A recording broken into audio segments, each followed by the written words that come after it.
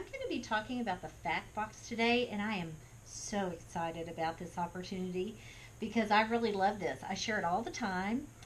I have people come to me that I may have shared this even a year ago or longer, 4 or 5 years ago, and they'll come and tell me how effective it has been for them. The place I like to use it best is in committees when I'm working on an executive committee for a specific project and the group becomes polarized. This can transform the way a group will function. But my favorite, very favorite spot where it's been transformative has been at my own house. So I can't wait to share it with you. I hope you will get as much benefit from it as we have. Okay, so we're going to begin with the good and the bad box. Okay? We all, as humans, we all tend to do this. We tend to sort things in the good and bad box.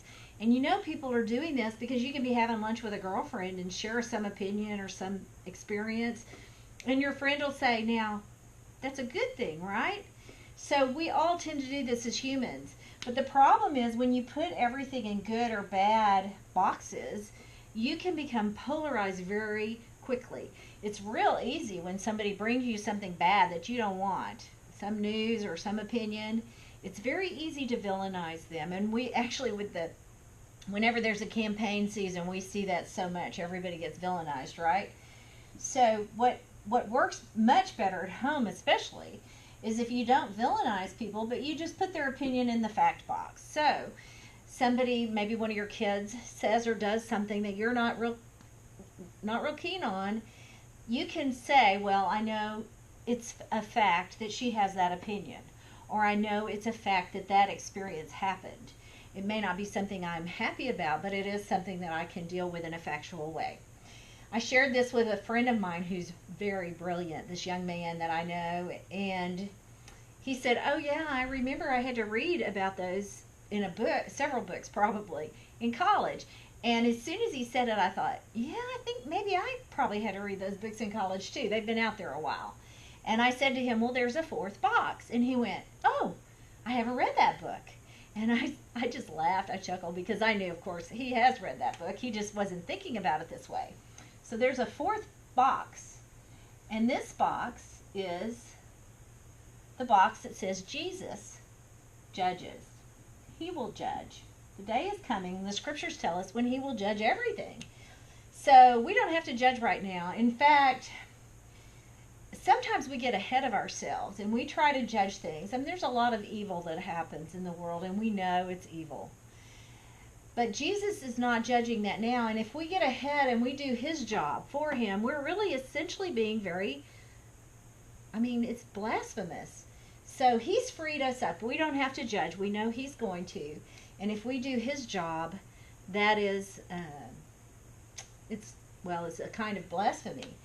So, but of course we know evil exists. So I kept asking myself, okay, Lord, why don't you judge right now?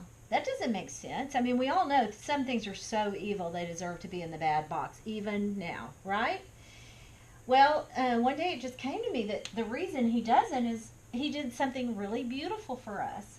God created something we all know and love.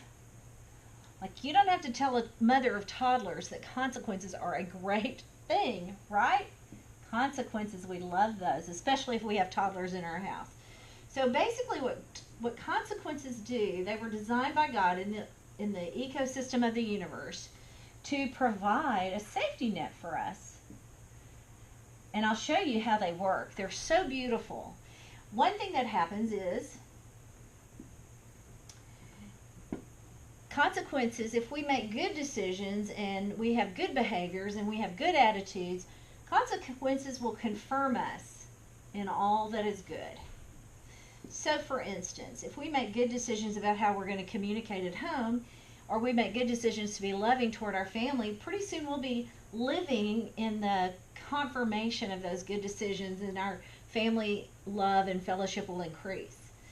On the other hand, and I really love this side as much as the other side because I've experienced so much of it, I'm so grateful that God built correction into the universe too. So when we make bad decisions or have bad attitudes, our our consequences will correct us.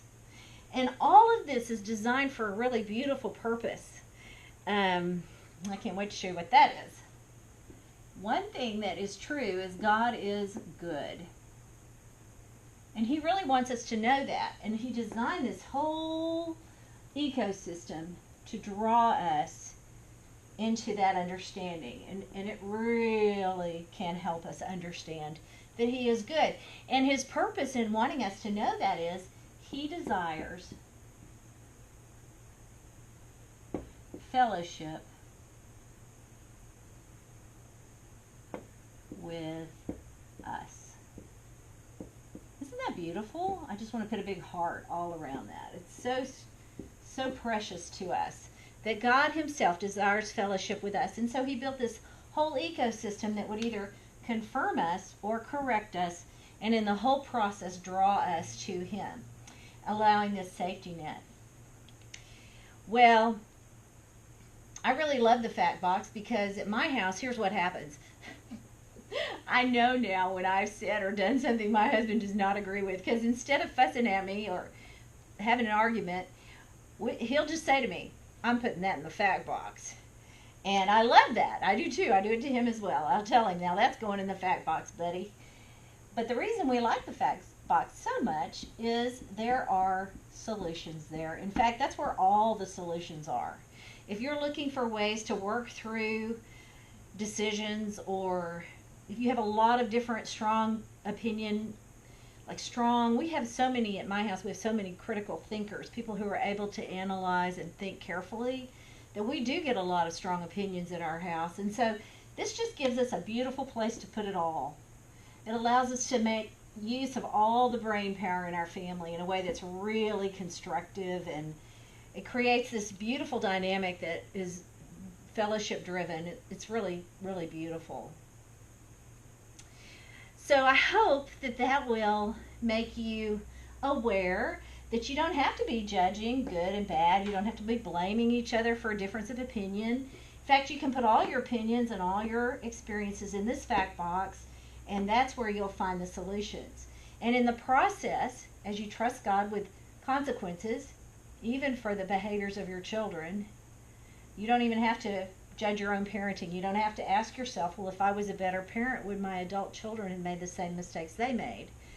Instead, you can just trust the consequences of the universe built in by a God who loves you and desires to have fellowship with you. So thank you very much for letting me share that today.